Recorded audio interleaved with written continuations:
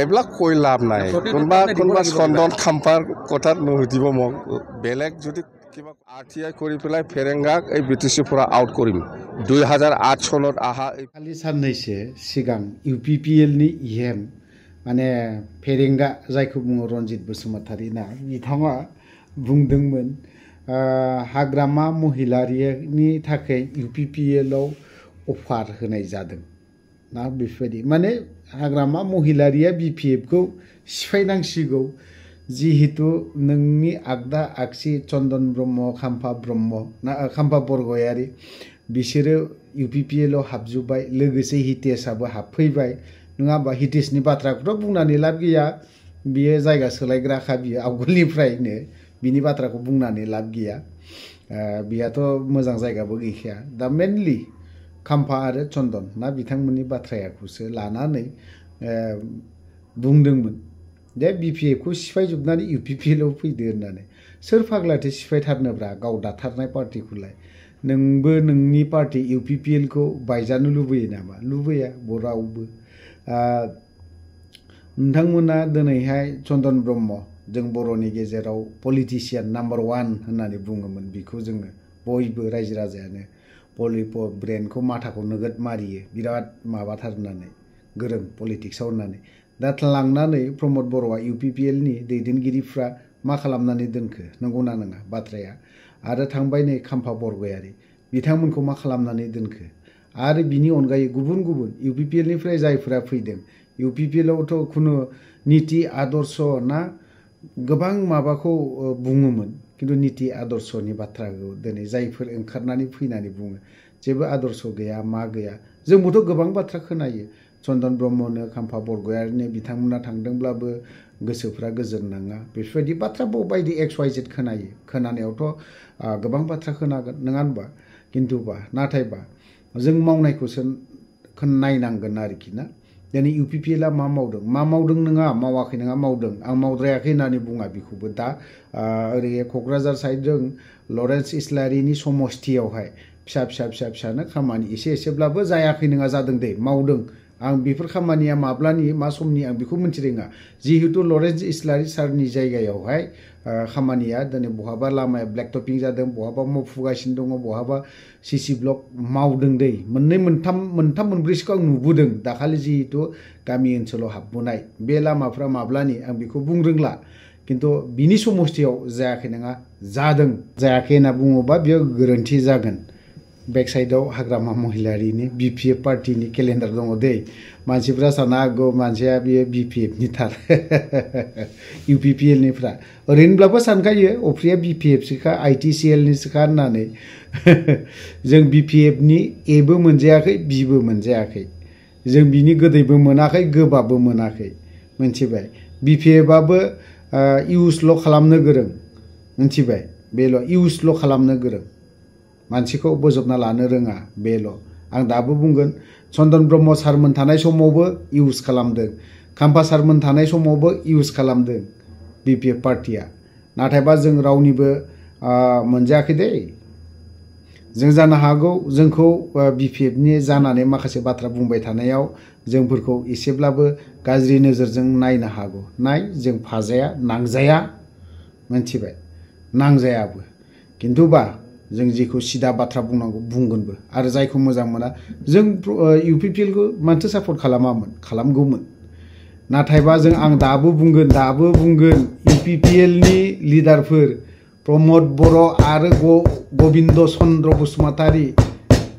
बिसोर बायदिया party सालायबावनांगौबा UPPL आ बारा बोसोर थाया आंबा बेखौ बुंगोन बिसोर सानैनि पार्टी सालायनाय UPPL पार्टीखौ आङो मोजां मोना नङा मोनो कयेकजन MLA फोरखौ मोजां मोना नङा मोनो किन्तुबा प्रमद बर' गबिन्द चन्द्र बसुमतारी आरो UG ब्रह्म बिसोरनि थाखाय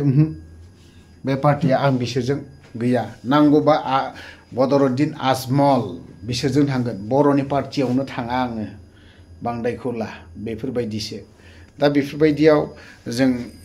गबिन्द बसुमतारी रनजित बसुमतारी मोना एथ'राबा एसेब्लाबो पावार दं आरो प्रमद बर'आथ' बहुत पावारफुल BTC नि माखासे पावारफुल बेफोरखौ नायोब्ला दुखु दं जोंफोरनि गोसोआव माखासे साननायबो दङ खोनानोबो थांगासिनो दङ उइदिन सर्ट पिरियड दै गांगोना गाङा नायबायल' था मोननैबो पार्टिया खस्थ' मोनगोन एसेब्लाबो बयबो रायजो राजाया सानदों पलिटिकेल हान्जा गोदान नांला होननानै बुङो बेफोरनोथ' पलिटिकेल हान्जा गोदान दाफिननायनि खारन मेन थांखिया बेफोरबो गोदान सोमजिनायफ्रा सोरबा प्रिति नारायण मेसदेबाबो दागोन अधिकार दं जोंहा मोनसे राइट्स दं बेखौ लानानैसो पलिटिकेल हान्जा गोदान दानो ओंखारफिननो नागिरनाया गोदान ओंखारथों जानांगौ बर'नि गेजेराव बिटिसिआव 100टा पलिटिकेल हान्जायानो जाथों नांगौबा साब्रै साबाजों बा देरहाथों जेबो अरजाया बे फैनो थांगासिनो दङ बे बिटिसिआव एसेब्लाबो पलिटिकेल हान्जाफोरखौ एसेब्लाबो गोहोम गोलैगोन जेब्ला पलिटिकेल हान्जा गोदान दागोन अब्लासो मानो बिदि दाखो खोथाया ओंखारगोन ना दानांगौ नांखागौ फैनो थांगासिनोबो दङ बिनि सिगां हाग्रामा महिलारि सारनि माखासे बाथ्रा बुंनाय ना रन्जित बसुमतारी बिनि बाथ्राखौ एसे खोनासंनानै लानि মই কৈছোঁ ফেৰেংগাক মই কৈছোঁ এই ফেৰেংগাই এনেকুৱা কোৱাৰ কোনো অধিকাৰেই নাই যিহেতু সি বিটিচিৰ মানুহ নহয় সি ফৰেনাৰ হয় চাই থাকক চৰকাৰ আমাৰ আহি আছোঁ মই RTI কৰি পেলাই ফেৰেংগাক এই বিটিচিৰ পৰা আউট কৰিম 2008 চনত আহা এই ফেৰেংগা আপুনি প্ৰাক্তন চিফ দেৱৰগাঁও সমষ্টিত আপোনাক তৈয়াৰ কৰিব বুলি কৈছে যদি UPPLত যোগদান কৰে মই কৈছোঁ না তাৰ কথা কিবা মূল্য আছে হা এইবিলাক কথা বাদ দে বেলেগ পূৰ্বতে কিন্তু আপুনি বহুত কাম কৰা নাই বুলি কৈছে তেখেতে অভিযোগ আনিছে এটা বেলেগ কথা সুধকচোন কি আছে কি ক'ব আজি জইনিং হিচাপে আজি UPPLত 5জন জইনিং কৰিছে বাছ আৰু আমাৰ আজি কি কয় এইটো মানাস চেৰপাং ইয়ত ওমেন আৰু BSU হিচাপে ৱৰ্কশ্বপ পাতিছোঁ আৰু যিটো পাৰ্টিচিপেণ্ট খুব ভাল ইয়দৰ বা ওমেনৰ বা BSUৰ যিবিলাক প্ৰেজেঞ্চ আজি এই মিটিঙত খুব ভাল পৰিৱেশ আৰু মানাস চেৰপাং জিকিব এইবাৰ অকল মানাস চেৰপাং নহয় এই কি বুলি কয় থুৰিবাৰীও জিকিব সুবাইজাৰো জিকিব তিনিটাও এইবাৰ চুইপ মাৰিব বিজনী জিলাত আৰু চৰকাৰ আমাৰ আহি আছে চৰকাৰ অহাৰ পিছত আমি কি কাম কৰিম এইবিলাক কথাটোহে আমি জনাই আছোঁ মিনিমাম 25টা BPF দলে পাব আৰু BJPয়ে আজিৰ দিনত 15টা পাই আছোঁ BJPয়ে UPPL 0 গোটেই BTCত যিটো পাৰ্টিৰ পজিশ্যন BPF 1 নম্বৰত আছে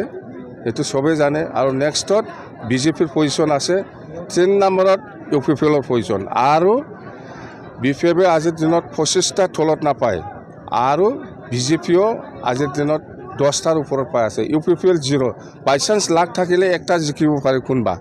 কিন্তু সেইটো চন্দন মম্মই কোৱা মতে আপোনাৰ একাউণ্টৰ কাৰণে BPF দলৰ এই অৱস্থা হৈছে এইবিলাক কৈ লাভ নাই কোনবা চন্দন খাম্পাৰ কথাত নুসুধিব মোক বেলেগ যদি কিবা কথা আছে সুধক মই কম নিৰ্বাচনৰ প্ৰস্তুতি কেনেকুৱা নিৰ্বাচন বিৰাট ভাল চলো